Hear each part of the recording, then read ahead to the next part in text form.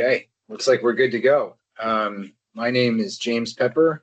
I'm the chair of the Cannabis Control Board. Today is March 26th, 2025. It's 1 p.m. and I call this meeting to order. Just a few very brief updates. First on our lab, Olga and I visited the Quality Assurance Lab in Colchester yesterday, and I can report that the walls are framed out. The epoxy floor is set. Olga picked out some great colors for the accent walls, but everything seems to be on track for a move-in date of June 1st. Our lab director position posting is now closed. We received tremendous interest in that position, which is great, just given all the vacancies that there are in state government currently. And Olga is working on narrowing down the candidates and will begin interviewing in the near future. I think it's our plan to hold off posting the 2 chemist positions until that director is in place.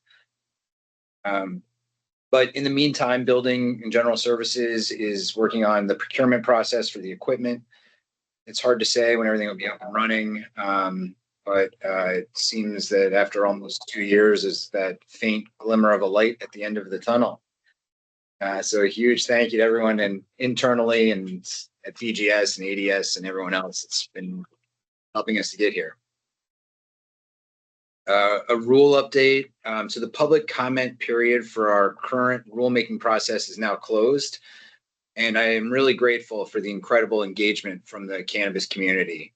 In addition to the verbal comments we received at our public comment hearing, we received hundreds of pages of written comments. And I just can't stress how helpful that is. Not just to have so many eyes on the rules to catch the kind of little technical errors that we've made, but also to have the people that are living with these rules day in and day out identify areas that are duplicative, that are overly burdensome, or just not adding value to our public health and public safety goals. When I look at Act 164 that created the board, I see a legislature that took a maximalist and at times contradictory approach to this industry. And a lot of that invariably got translated into our rules. So now that we have a few years of experience, it's just so important that we take a critical eye to these regulations and make sure that they're all balanced and necessary. So anyway, I appreciate everyone who took the time to write in and kind of talk about their pain points and how to improve them.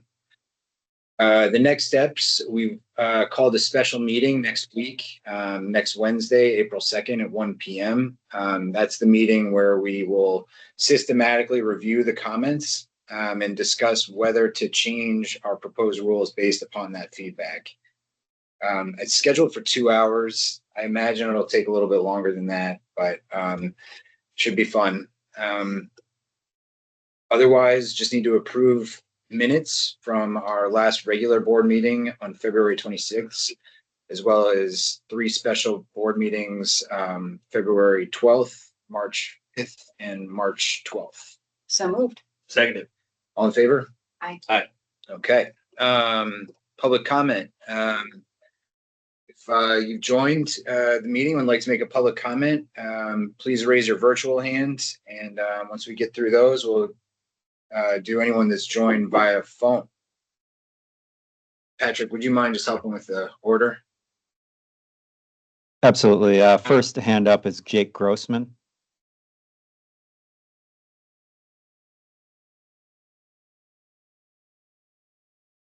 You there, Jake? Hello?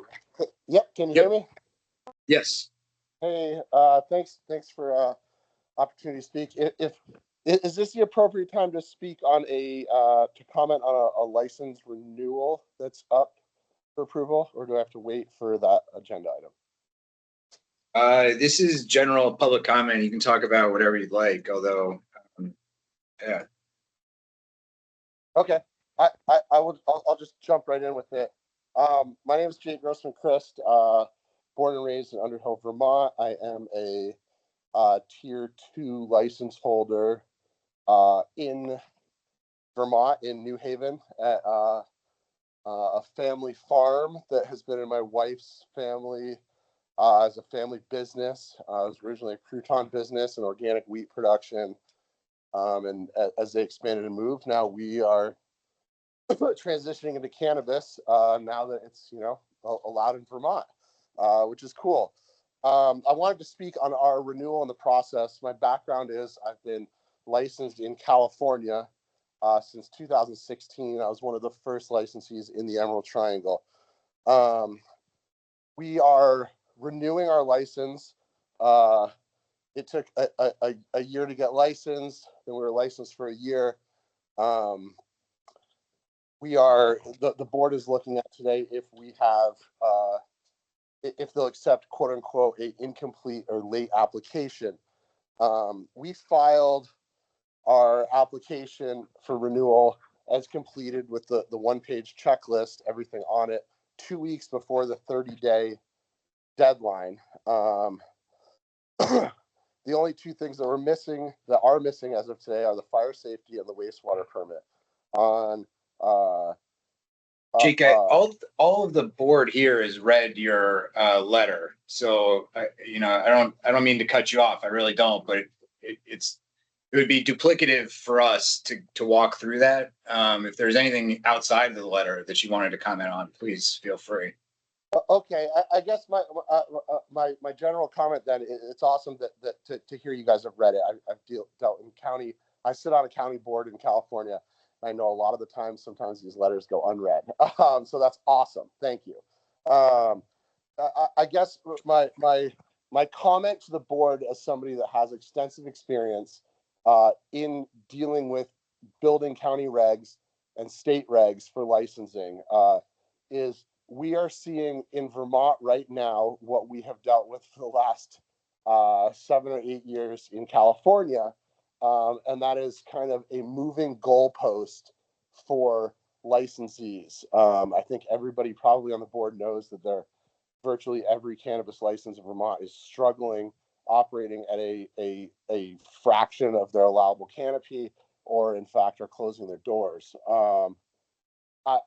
What I would beg for is for people to keep in their mind through going through renewals and going through rulemaking. As for the last year, we still get emails back when we ask questions saying we're making the rules, we're trying to figure it out.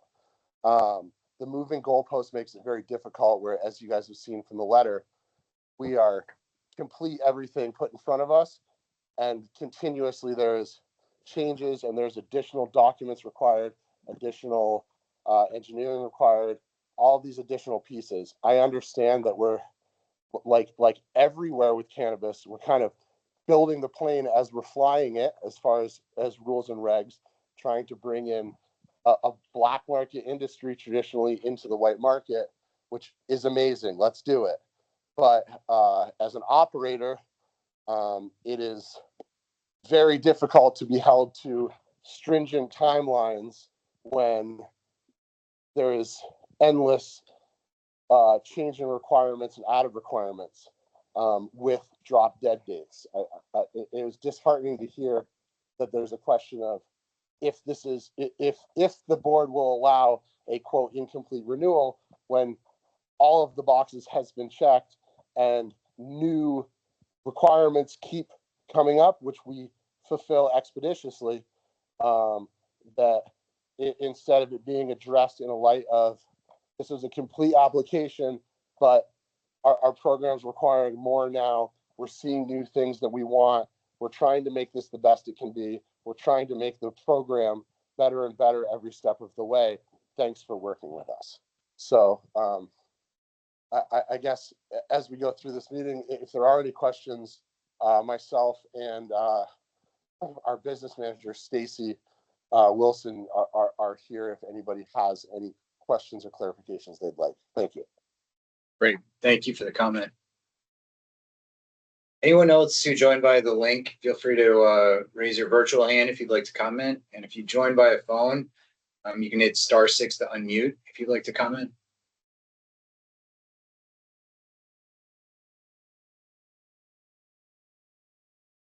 Sean? Good afternoon, everyone. I'll try and keep today's comments relevant to what I saw on the schedule about you all talking about competition and guidelines towards such.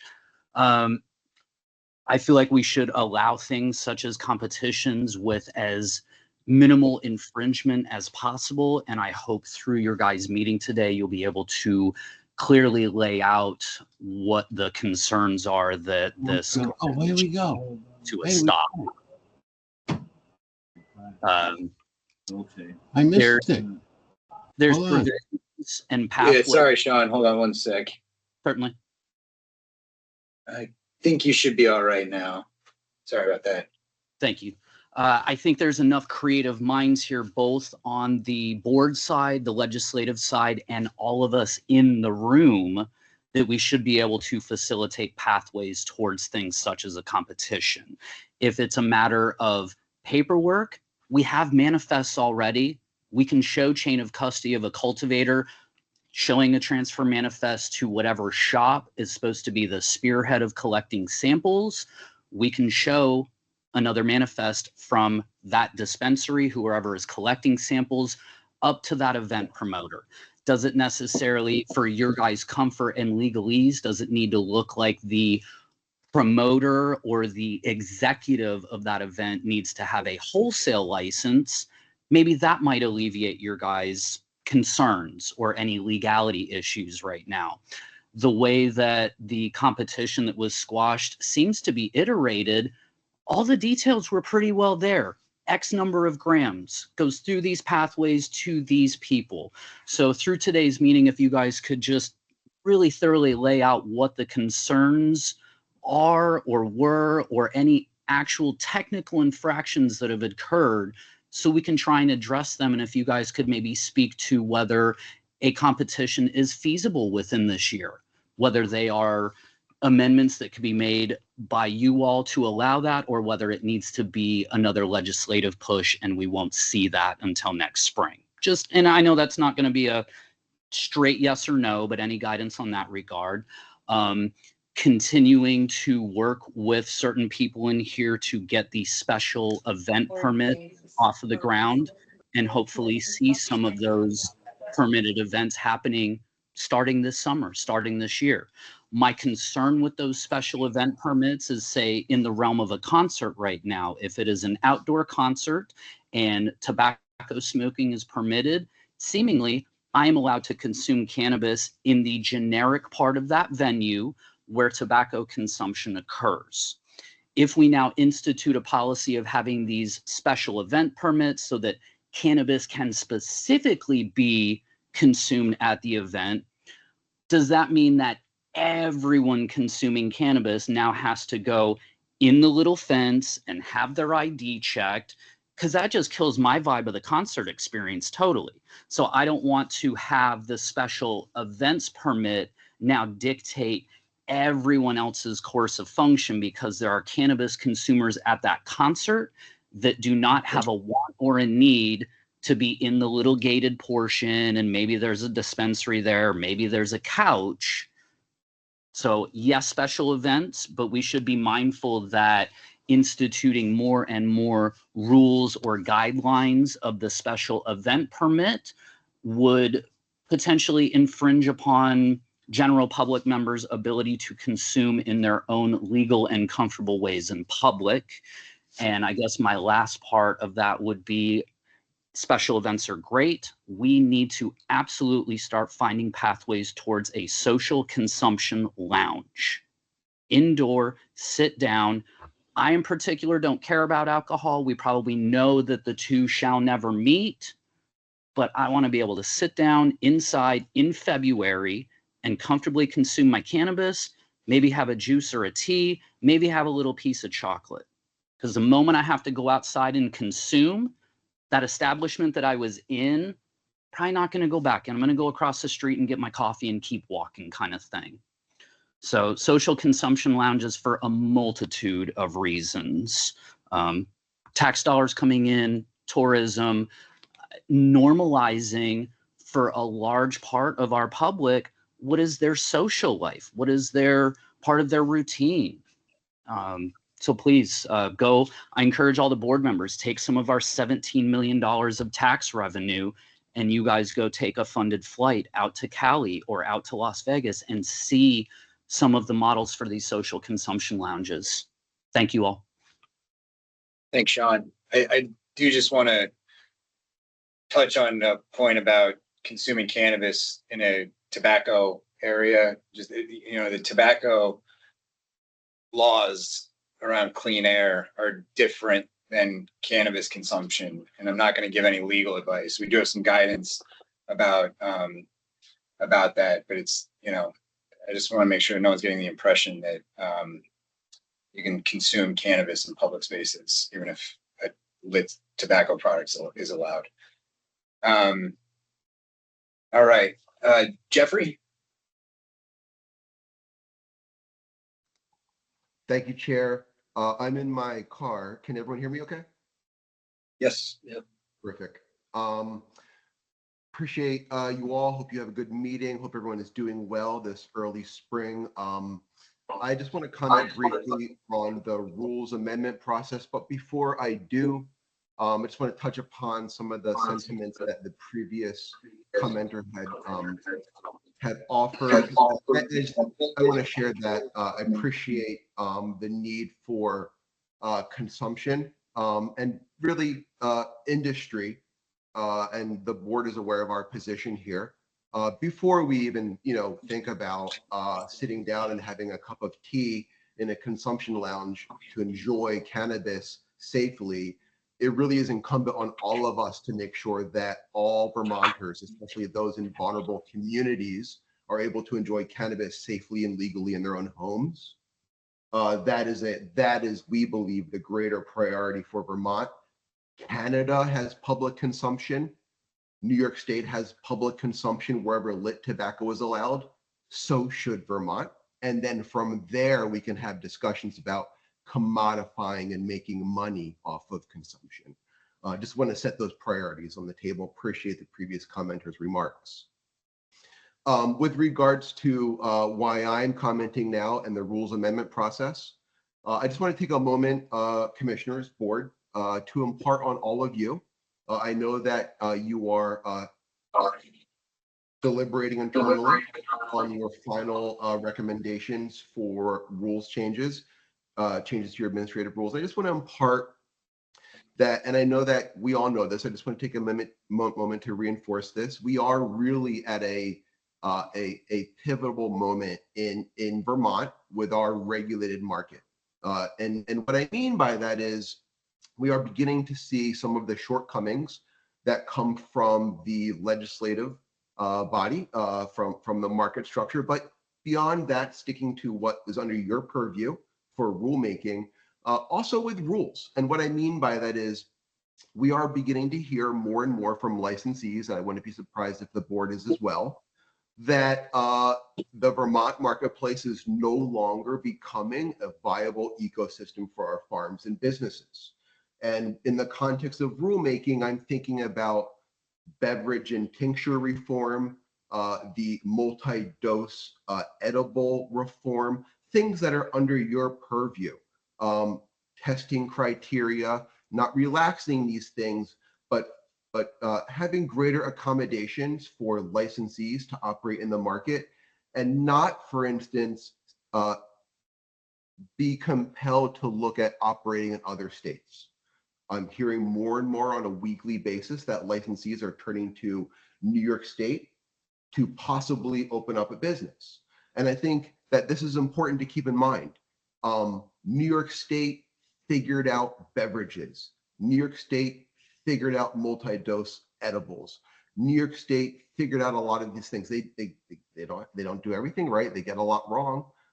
There is nothing perfect here, but I implore you to look at what the other states are doing, what works, and have that consideration in your final moments in developing your rules and the changes that you're going to be putting forward. I appreciate the time. I know that these are familiar themes for all of you. I just want to take a moment. I respect your work and what you guys do to really hunker down and think about those priorities and what is under your jurisdiction, your purview, to make the Vermont cannabis market as viable and as prosperous as it can be. Thank you for your time. Thanks, Jeffrey. Anyone else for public comment?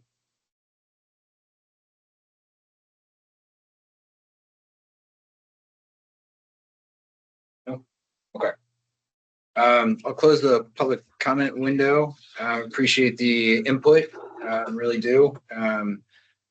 And Olga, just looking at the agenda, I think you're up next.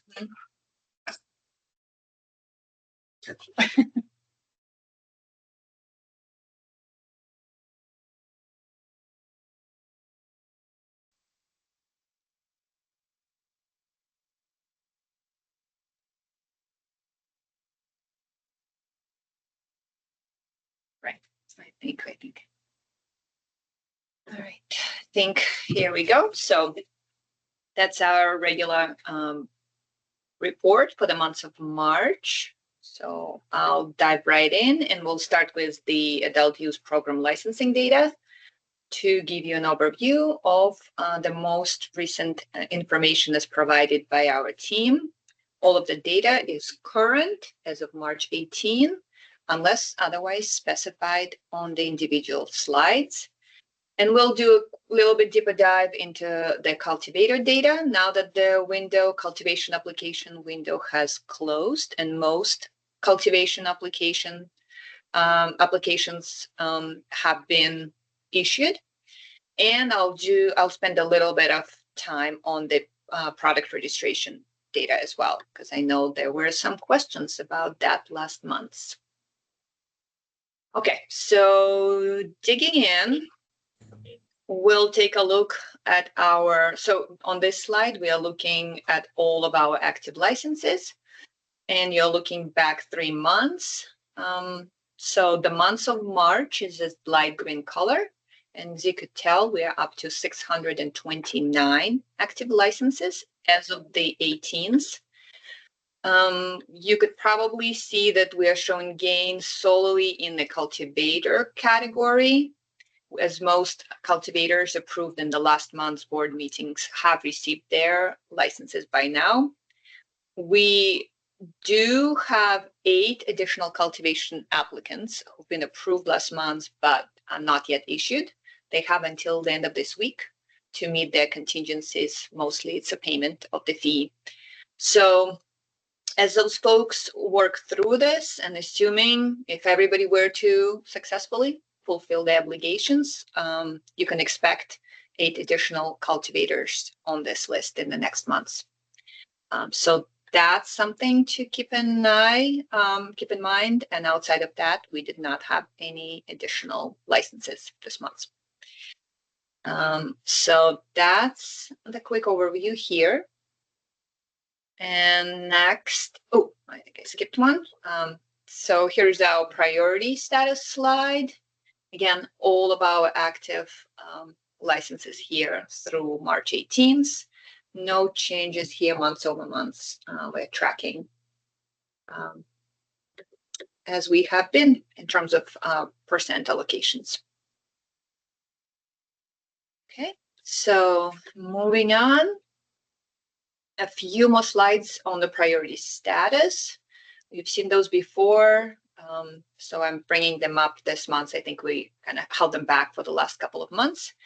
So here you're looking at the months of January, February, and March. Orange blocks represent our standard licensees, green economic empowerment, and blue is social equity.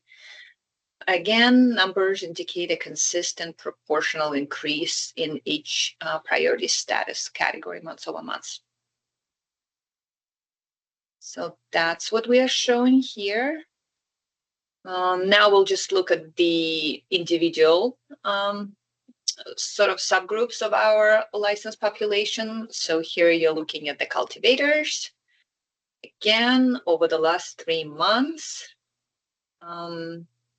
there is a small bump in our economic empowerment category, but it's been tracking consistently up. So you're seeing that social equity staying stable, and standard categories generally stable as well. So that's that. Manufacturers, again, the trends remain steady without spikes or declines. So months. All right. And finally, our retailers. No changes, as you could see in the last few months, except there, one additional retailer who was issued in the month of March that we reported previously. So we are locked at 110 retail licenses. And as you could see here, again, percentage-wise, our standard retail community is at 58%, and social equity and economic empowerment add up to 42%, which again is exactly the allocations you're seeing across other license types. So everything is staying pretty stable across subgroups. Okay, I'll move on. And we'll look at our sort of back to our cultivators. Again, since that's the category that has seen the most change in the last months, you're seeing a slight increase in the indoor numbers. I think we're at 41% this month, and we were at 39% back in November.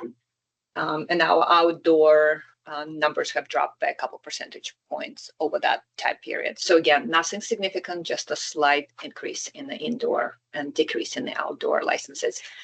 Mixed license type is roughly at 25% consistently. That's what we are seeing. And I have another slide on our cultivation licenses. So this is the 3 months worth of data. Just some additional color here. So the light green is the month of March. And so you're seeing increases in just the tier ones for the most part. So tier 1 is up 6% for the indoor. Outdoor, same. And then mix has gained 3 licenses. And I think the only other gain is in our outdoor tier 2. We gained 1. License months over months. So just a little visual here.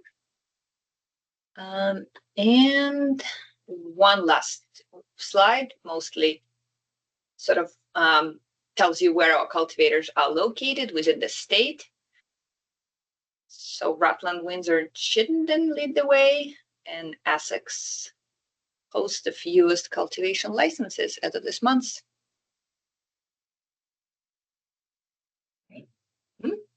All right, moving on. Quick look at our manufacturers. Again, 3 months worth of data and really not showing any changes. So things are pretty stable months over months. Okay, so that's where things are at. And next, we'll look into the product registration data. So you're looking again at a period of time between February 15 and March 18th. The image is a little maybe small, so I'll highlight some key points. So similar to last month, we are reporting just under 5,000 registered products currently in the system. So that pie chart below that number, the first pie chart, provide some additional information about the types of products currently registered. Of course, flower continues to be in that category. So the 696 number is the number of new products submitted for registration during that time period. So that's what that number represents. And then the number, the 461 number, is what has been registered over that month. 35 days, and then 306 products were marked incomplete. So the team has touched all of those. And additionally, if you look in the pie chart below, there are also 45 products under review. And again, the team is sort of, those are more complex submissions that the team has been working through. So you can probably tell that we are going through more. So whatever we receive in submissions, we actually process more. So we are really digging into any of the backlog and pushing things out in real time. So, and again, a reminder that we also have a PR portal on our website that can provide some additional information and real-time product registration numbers and expiration dates of those PRs. I have a couple more slides on PR, but if you have any questions on this one, no, good, okay. All right, so this slide is a breakdown of the reasons for incompletion. You've seen this slide last month, and I know Julie asked some questions about the distinction between labeling versus packaging requirements. So the team has shared the following. Labeling requirements include a license number, any issues with that, best by date, produced on date, health warning issues, or serving size information. So that's what's captured if an issue is with a label. And then packaging would include child resistance or deterrence, or issues with approved containers. And if it's plastic, does it have the waiver? So those would be the differences here. Thank you. Yeah. So that's where that's at. And then, for example, general requirements. An example would be if our team is unable to test the QR code, that's included. Or using phrases such as always organic ingredients, right? So things to that effect that are a little bit outside of other categories.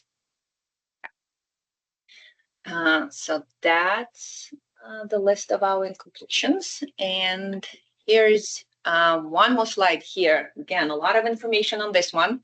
I know the chair had asked a question regarding the current time that it takes our team to process product submissions when we met last month. So this slide has product registration information from the past 15 months. So each row here represents a specific month, and then columns reflect the average time products spent in review based on their different statuses. So I'll walk you through some of this trend since it's kind of hard to read, I think.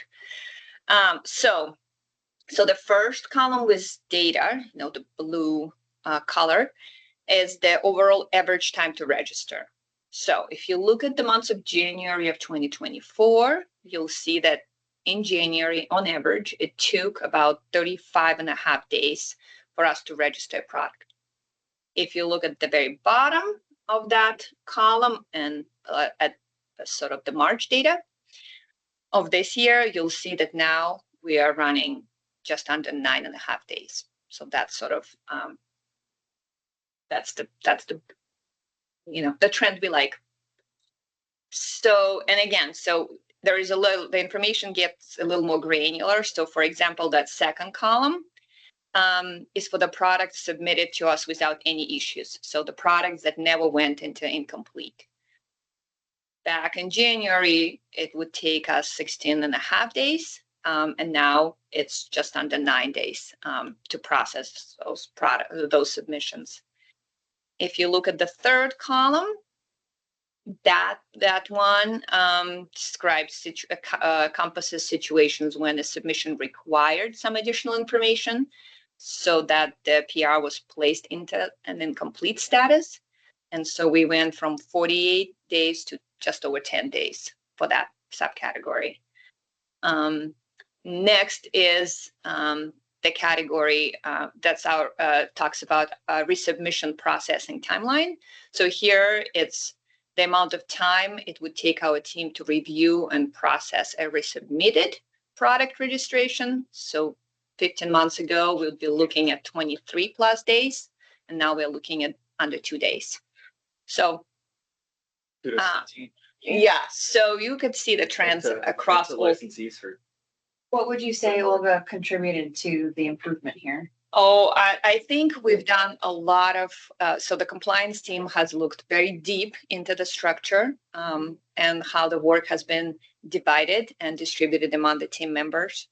And so that sort of work led us to realizing that a more targeted work was needed on PR to improve consistency, and also kind of creating a situation where we knew that somebody had this as their job primarily. And we didn't have too many cooks in the kitchen, for lack of a better word, which I think sometimes folks always mean well, but it doesn't always lead to the same results than you would hope for. So a lot of work internally on the team to figure out what worked, what didn't. So at the end of the day, it comes up to our staff, just learning and growing from within and figuring out the best strategy internally, how to get to those submissions. So yeah, very proud of the team and all the work that they put in to figure it out and streamline those processes. These include weekends I don't, these days? Oh, that's a good business question. Days, or is it day is a day? I'll have to get back to you on that. We might actually look even better. I know if it does, that's a good question. I'll have to ask the team. Yeah. Anecdotally, are there product categories that are particularly difficult to? You know, I don't hear about those sort of situations anymore. I know we've had some outliers, and we could pull that information more specifically. But it doesn't seem like there is a category of a product anymore that's holding us back in any way. I think some things might come through, but I could give you some examples if there is a trend, you know, in the next. So did I catch that first slide correctly, that there was not 696 submitted just in a 30-day period? Yeah. Does that include like renewals, like this the same, because we require it every year? Yes. So that would include people who Everything. have had- Yeah. If memory serves, the February to March when we first launched product registration 2 years ago, this was kind of like one of the bigger time compressed crunches, time of the year where there's a lot of products Right. coming up Yeah. for renewal. Yeah. I could be Yeah. wrong, but that Well, it seems looks to- like February. It's just Yeah. like I remember. those delays are probably just because huge numbers of products being registered after Right. post harvest. Mhm. But this year, if you know, Yeah, we right. are trending. Oh, yeah. That did seem That's to great. stop us, slow us down in the slightest. Yeah. So we are definitely, and I think we've heard some positive comments from the community as well. Yeah. Folks, I think, are seeing that change and able to appreciate our team's work on that. No sense in putting the cart before the horse. But are you guys starting to think about processes for a 2-year product registration option? We've definitely had some internal conversations. I think we would need to dig in, and I think we'll want the board to provide some guidance around some products that the board does not want to see being put up for 2 years. But I think we are doing some work internally on the IT end of things to get us ready, because that is the part that we could be working on already. So we're doing that. And yes, with a little more guidance from the board, if there is some, we'll certainly. We can invite Callie and Luke have a meeting with us about that. Maybe if they're willing, like what products can kind of consistently be shelf stable for 2 years versus maybe others that might need a more frequent look at. Yeah, we could try to schedule something with them. Yeah, have them join.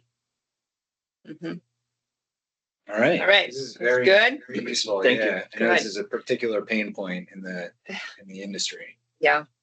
So yes, that's good. All right. So moving on, our compliance and enforcement data module here. So you've seen those slides before. They should all be familiar. Summary of our agency's inspections and investigations here first. So a total of 57 inspections and 14 active investigations have been reported for the months of March. So you could see where they are. Right. I'll move on. It's pretty straightforward. Okay. Closer look at the inspections. You're looking at 3 months worth of data. And the information inspections are broken down by their license type. So 26 cultivators have had an inspection, 23 retailers, and 8 manufacturers. that. And then onto the investigations. 14 of those, as I mentioned before, are reported for the month, and primarily the majority of those are in the retail space, 12, and 2 in cultivation. So that's keeping our team busy. It's a pretty significant uptick Yeah. from last month. Are there trends that we should discuss at another meeting, perhaps? I have my weekly check-ins with the team. It's pretty varied, and a lot of those investigations, many of them are around advertising, and we do, have product complaints. I wouldn't say there is a specific trend that you could spot as a big issue, emergent issue. But we'll look at as you can see right here, the number of complaints are growing too, right? So we have 34 for the months. We issued few letters of warning, 5 this month, and then a notice of violation, and 1 each for our cessation of operations and distractions, witness distractions. And the next slide is actually on the complaint type. So again, advertising is leading the way. Product complaints, right, is another one. Business operations. So again, that's some of our folks have issues during the inspections that resurface. But again, outside of advertising, there isn't a trend. So that's that, and a couple more slides just to give a little color on the letters of warning here. So you see that the most common issue this month addressed through LOWs was this lapse of insurance. It was a lapse of insurance issue, and a couple other. And our 1 notice of violation was on advertising. Okay, so that is all we got for you for the enforcement data. So I'll quickly share just 1 slide on medical. Nothing really to report. We're showing same trend. Inching closer to some changes though. Oh, sorry. Yeah, and I feel like there's a continued slide, even though there's a 3-year expiration, which is not great. Yeah, we have exactly. It's slow but steady. I think the number of patients is as lowest we had in 12 months, right? If you look, dropped into 2,600s. Yeah. All right, and now we are ready to move on with the staff recommendations for licensure. Okay. So I have just 1 very short list of new applications. 2 manufacturing businesses are on the list. Those initial applicants. Right. So should we Do approve we- these? How do See, we put do your it? glasses on, I feel Although like the older I get, the bigger the font gets, so I don't really need the glasses to read this. I move that the board adopt staff recommendations to approve the applications listed, issuance subject to final payment of required fees and any other contingencies. I will second. All in favor? Aye. Aye. Aye. Okay. All right. Now we have our conventional license renewals, and we have 3 slides here. Lots of renewals. So that's the first slide, mostly, all cultivators here.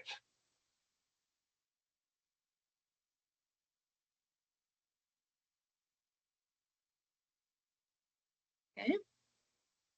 And our second slide, cultivators and manufacturers.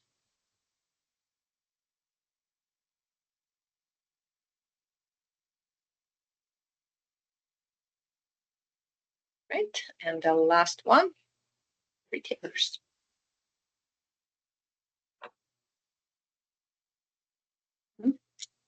So the licensee on this and the 2 prior slides are recommended for approval by our staff.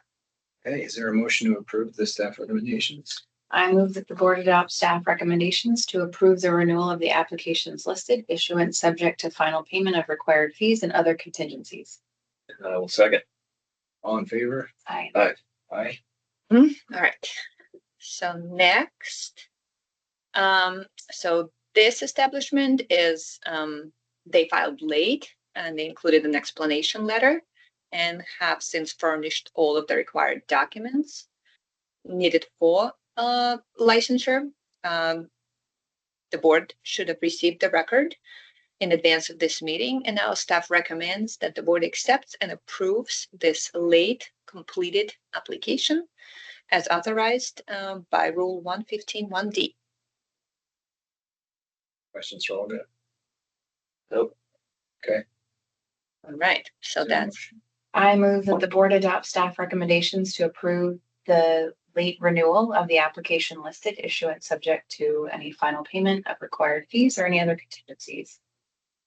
I will second. All in favor? Aye. Aye. And I have one more slide. And so this final slide is our late and incomplete renewal submission. So this cannabis establishment has filed explanations for their untimely filings, again, under Rule 115(1)D. But elements required for this establishment's renewal are currently still missing. The board has received the materials provided ahead of this meeting. And the board has its authority under subdivision of Rule 115(1)D to continue the existing license in force until the board's regular meeting on April 30th. Any questions for Olga about this one? I had one question. So this is a renewal and they're operating, are they also producing cannabis and is it in the regulated market now? From Do they? the letter that I read, I don't think. I Doesn't don't sound believe like it. so. Okay, I just wanted to make sure that I was reading that.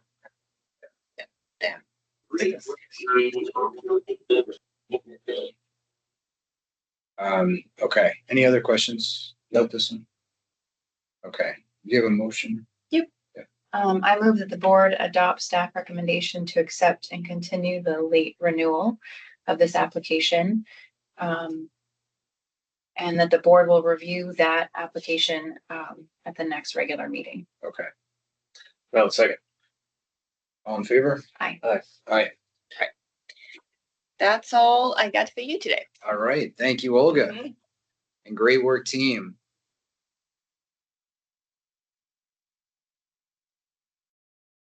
All right, so the last thing on our agenda today relates to competitions. I think, in setting up our rules, we didn't really think about competitions, and we got a request to add some language into our rules at our last rulemaking about them, and we did. And we haven't had a chance really to discuss that, given all the other issues that we focused on. I want to acknowledge that we did recently send a letter to licensees regarding participation in unauthorized competitions. In my view, a lot of the organization of that event was done in good faith, trying to interpret a section of our rules that does not offer much direct guidance as to what's permitted and what's not. I don't think that we're going to fully flesh that out today, by the way. But I thought that there may be some utility both internally for the staff as well as the licensed community, for the three of us to talk about competitions. What's allowed under law, how we've kind of interpreted that in rule, and what we want to see. And I think, this is meant to be a discussion with the board. I think that whatever we do, hopefully this can, inform some guidance documents or maybe some rule amendments if we need them, and then have a, maybe a peer networking event about competitions, how to do them, so we can get real feedback from the community as to, what we're missing here. Because I think there's a lot of opportunity for creativity when it comes to competitions, and we're probably not going to think of them all. Right?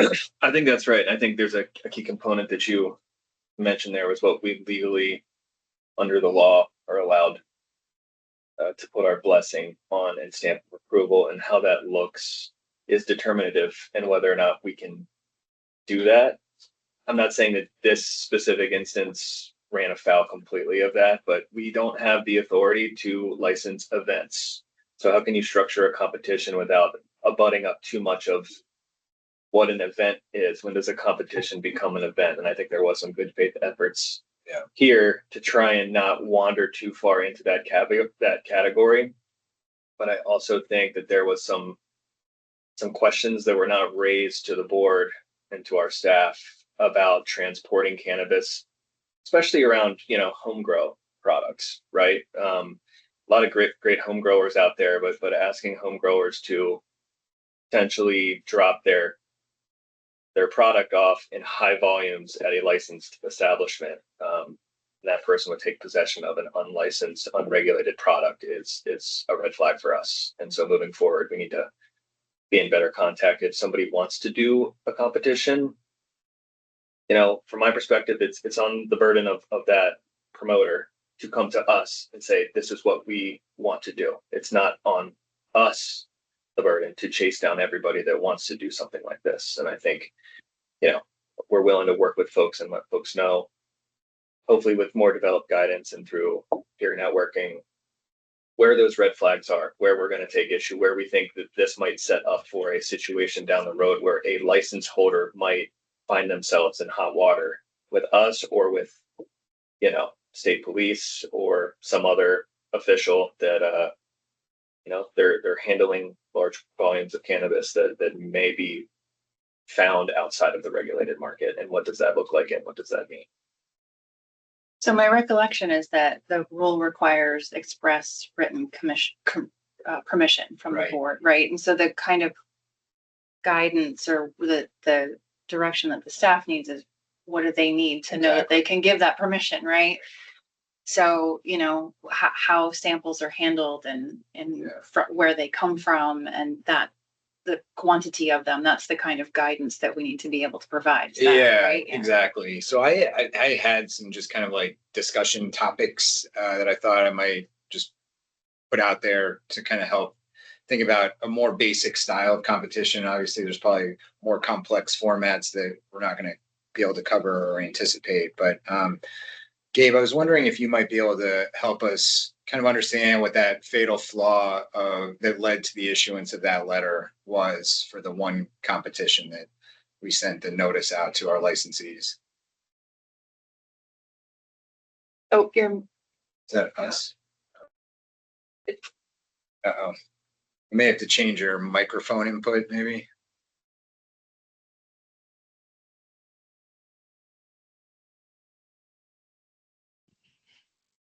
Or maybe Patrick has to authorize you. No, he's already authorized. It's showing him unmuted right now.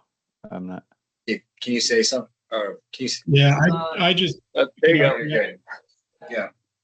Okay. So that's odd. I got you through my phone. So, all right. Sorry about that. As long as you can hear me, all right. I'll go ahead. I did.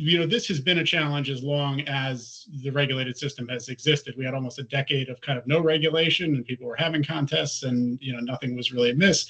But now that we have regs, it's really important for all of our licensees to keep up the kind of boundaries between the market and home grow or the illicit market. They really can't cross lanes, and I think that's sort of the big picture item.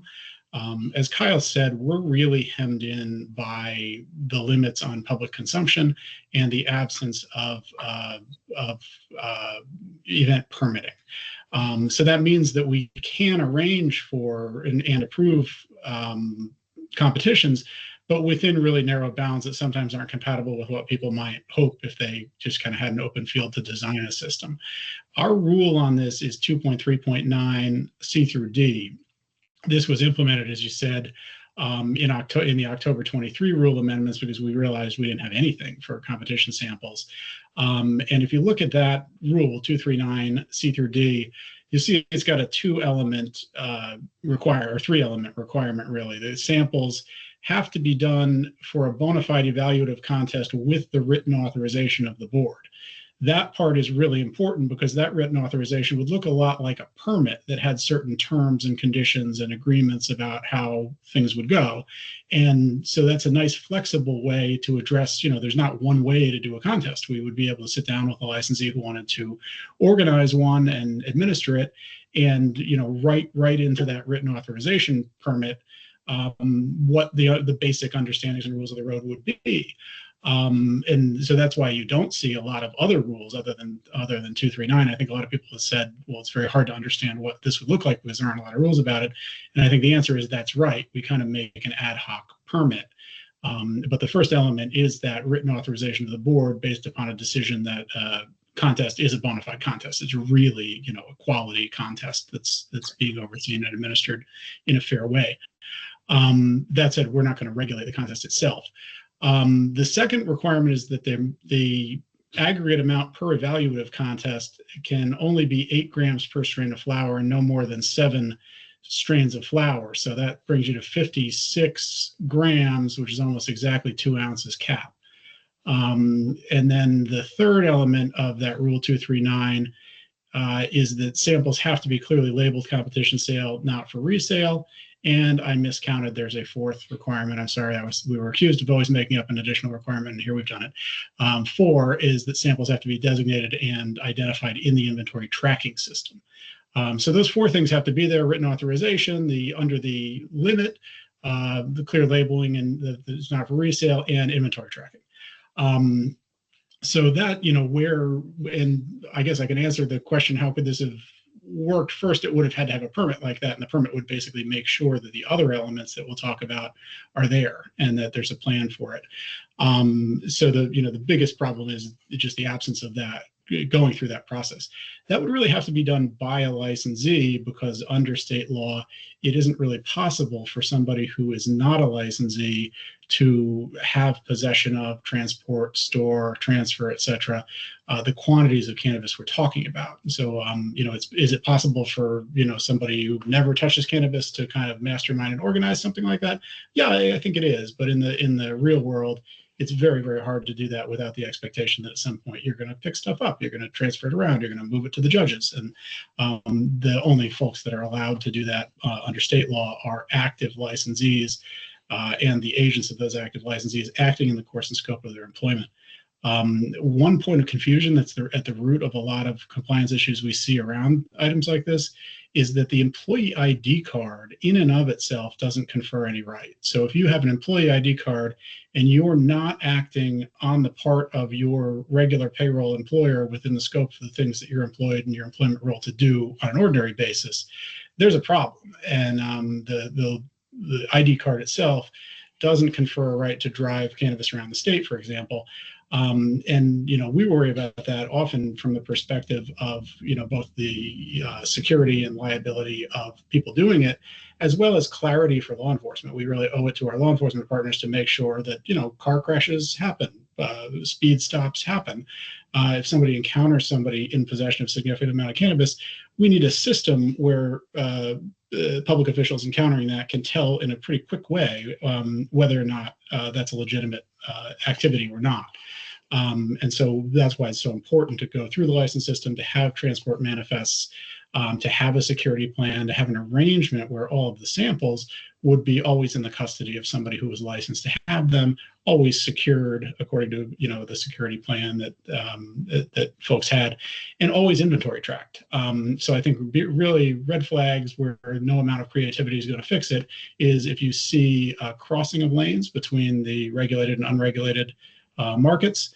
If you see invitation of people with medical authorizations and cards to participate in an adult use related competition, that is sort of a red flag. And if you see an arrangement where a person who is not the bona fide employee of a cannabis establishment would be transporting or possessing more than an ounce in order to make things happen, that should be a red flag. And also, if you are asked as an establishment to take on cannabis from outside, that especially if it's from the outside the regulated system, that should be a red flag. So, but one needn't know or keep all those in his head, because what we would be able to take care of that if folks came to us and said, I want one of these permits under Rule 239. I should say the rule is ambiguous, and every time we have to like kind of test one of these out with actual use, which we really have never done in this case, we discover a bunch of things about it that we could probably do better. So it's like as I see this one, it's like, okay, there are a few things we might want to fix at the 11th hour in rulemaking. The item that sticks out to me as I look at 239 is it's unclear whether manufacturers can participate. The rule talks about cultivators may provide samples.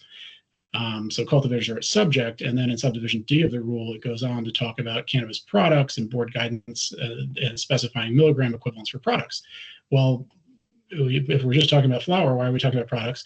And the one answer is cultivators are allowed to possess their own products that have been manufactured and then taken back by them. But I'm not sure that makes a lot of sense. I think you guys might have intended when you wrote sub D that there'd be some way for manufacturers to enter their products in evaluative competitions.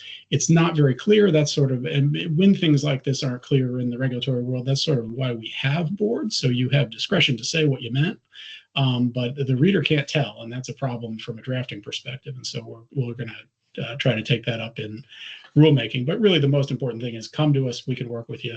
But we can't work with you in a way that evades state law in terms of public consumption, illegal transportation, that sort of thing. So that, there are limits to our flexibility that we can't change. So I hope that kind of answers the general question of, how could this be done? And I do want to emphasize that the ways it can be done won't satisfy everybody. They wouldn't look like many of the competition's ideas that we've seen, but it is possible to do, and we can make it a little more easy to understand as we go. And of course, once somebody cuts trail, we'll have some precedent for this. It's just really hard to be the first one. And this is, the market is so young that we haven't kicked the tires. We haven't test driven this idea. So if somebody steps up and does it, I think they could be assured that the staff would work with them cooperatively to make that happen. It's my understanding that the format of this was going to be kind of blind taste testing from judges. So there's going to be kind of anonymized jars with, samples from various cultivators for the judges. That's just one way to do it, of course, but do we have a PR process to make sure that all of those anonymized jars are matched to a COA, at least somewhere in the registration process? Yeah, to me, there's nothing I'm aware of that prevents the licensed organizer from anonymizing the samples once they're taken out of the inventory tracking system. So once they're tracked out, these should be registered products already. They've got their COAs, and the organizer then could register them out of the inventory tracking system as competition samples. And nothing about our rules prohibits at that point the organizer or organizers anonymizing the samples so that judges can be blinded and you can have an effective competition where people don't know what things are. So I think that could work. There are other problems like that we'll be encountering for the first time, but that one seems pretty solvable. It's not required though either, and I suspect that perhaps if you're going to anonymize the sample, some kind of ability to track it back to a COA should be required as part of the rule or in the guidance or something. Right. In that instance, would it have to be a retailer who's the organizer in order to kind of, essentially manipulate the packaging and then give it to a judge who's a member of the public, right? Potentially a member of the public. Yes, I think in concept, I think a wholesaler could probably do it. Wholesaler, so I think a wholesaler is most professional. Yeah, that part, I guess. But then, there still has to be a legitimate sale, right? If the judge is a member of the public and not a fellow licensee. Yeah, I guess that's where the well, and this is basically saying you can sample to the public. Unless it was done through a legitimate sale. Okay. Because it requires them to be, sorry, Gabe, it requires them to be labeled competition sample, not for resale. So do you then have to charge them and charge the excise tax? I think so. if you want to set it up that way, you Right. could do it so your judges are just other licensed cannabis establishments. Right. Potentially. I think it depends who your licenses are. So if or your judges are, rather, exactly as Pepper's saying, I think if everybody's the agent of a participating cannabis establishment, sure. If you have folks that aren't licensed in any way wanting to be judges, and I think people are going to want that, then those questions arise. Do we have to have, but the sample sizes are so small that you could, quite legitimately sell a fairly microscopic amount of cannabis to somebody. We still have to do it for value. We're not going to solve all these problems today, I'm sure, but this is the sort of thing that makes that permitting valuable, because when somebody wants to make one of these work in the real world, we'll kind of sit down on paper and solve all these questions as they arise. And that certainly is one. Well, I'm glad we talked about this today. I certainly understand and appreciate the good faith effort of the organizers of this event to find something that worked given the minuscule regulations and guidance that they were working with. And it's unfortunate the way things kind of turned out, but I think, again, as both Gabe and you, Pepper, alluded to, it might not look the way you want it to look, but I still think that there's a pathway to doing something like this in the future without getting too close to what would be arguably an event without the authorization to hold an event. We just, I think, fundamentally got to do separate competitions for home growers, right? Nothing against, I'm sure there's rock star home growers out there. I know for a fact there are. I home grow and I'm not one of them. I would not do well in this competition. It causes more friction, even if you're trying to include folks that are not yet in the legal system. And, I know there might be some good home growers that want to use something like this as an opportunity to seek investors or attention and become a licensee. And I think those are really cool pathways, and I applaud the creativity. But come to us, let's work together and try and figure out how to do this and not let things get so to the point of organization that we've got to claw back without putting our stamp of approval on it. And to that point, I mean, the craft beer industry grew out of home brewing competitions, right? I don't know what pathway to follow to talk about that, because it's completely out of, our system, but not forgetting that, if we're looking for a craft system and we're looking to bring people into the regulated market, like how do we manage these in a way that is useful? I just had a few last questions around the touch up against the advertising laws in competitions. And these are all hypotheticals, so maybe they're not worth talking about until we actually have a live case in front of us, an actual competition is being proposed. But,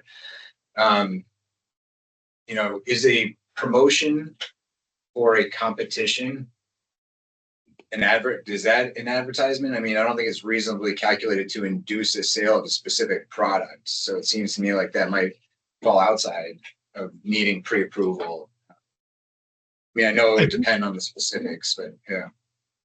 Yeah, I think that's right. I mean, as you're saying, we would apply the same definition of advertising that we do to every kind of event or promotion. And so a promotion of the competition itself would not, to me, seem to promote the sale of any particular cannabis or encourage people to buy any particular thing. The competition is the thing being promoted. And so I don't tend to think that is an advertisement at all.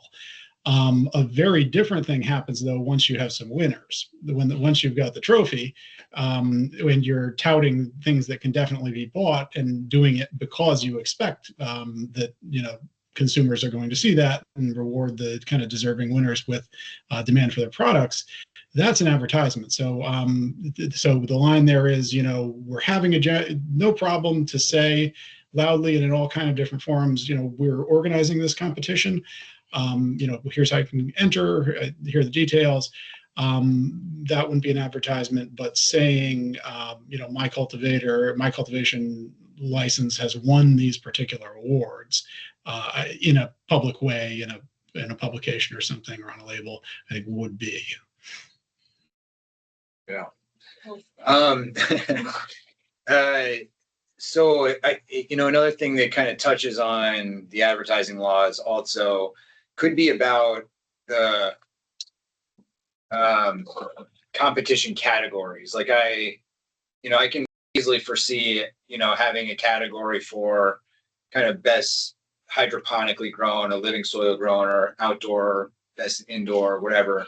But I feel which to me seems totally fine. But if you start getting into things that maybe hint at therapeutic claims, like best strain or product for sleep, or best strain for focus, or for relaxation, or something like that. I mean, is that touching on an area like a third rail? It is. Categories are A-OK, like, living soil, etc., indoor, outdoor, various strains are fine. It's exactly what you're saying. I think that, and as also risks drawing federal attention if folks are touting drug-like benefits, or meaning pharmaceutical drug-like benefits for cannabis. So things like, best for, attention or focus, best for depression or something, obviously would cause problems. But that's Okay. very rare, and I think most categories are going to be just fine. I'm sure we just raise more specific questions for the licensed community about this, but I think the main takeaway for me is there is a path forward for competitions currently. We don't have to wait for legislative approval. There are ways to do approved competitions right now. Just, work with the board, work with your compliance team on how to get it done appropriately, just because we're operating under a microscope always. And so we want to just make sure everything is, compliant, and that, if God forbid law enforcement does want to turn their attention to one of these competitions, that everything is legal. But it actually seems to me like this one that we warned about was close. It was on the edge. There was just a few aspects to it that wouldn't have flown if they got pre-approval. The integration of regulated and unregulated cannabis would never fly. And possession by unlicensed persons of more than an ounce wouldn't ever be something we could put our stamp on. But in the main, if you just carved out the part for licensees, you can make that work. And we would work out the details as part of one of those permits. Great. Well, I think that this, when we've had maybe a few of these under our belts, or maybe sooner, maybe this could be the subject of a peer networking event, so that we can kind of hear about what ideas are out there from the people that may be wanting to hold events or these competitions, and we can really think through all the angles with the industry. They make a really sensible first step in dealing with the event issue. It's sort of a baby step, and it's a very rational way to, if we were to talk with the General Assembly about how could we do that, this one it seems like a very smart one to tackle first in terms of broadening the things that people might be able to do. All right. Any other discussion on competitions for now? Just if you have a thought or an idea or want to do something like this, please engage us as quickly as you can once that idea has turned from an idea into something tangible, and we can work through those things with you. But it's hard for us to chase down every idea unless you bring it to us. All right, Gabe. Well, thank you so much for joining us for that and your thoughts. Yeah, sorry about the audio. Thank you, guys. No, of course. Thanks, Gabe. Any other business do we need to deal with while we're here? Not that I No? know of. Okay. All right. Well, then I will adjourn the meeting. Thanks, everyone, for joining. Thanks for the public comments. See you We'll see you next week. Next Wednesday. Next Wednesday. Yep.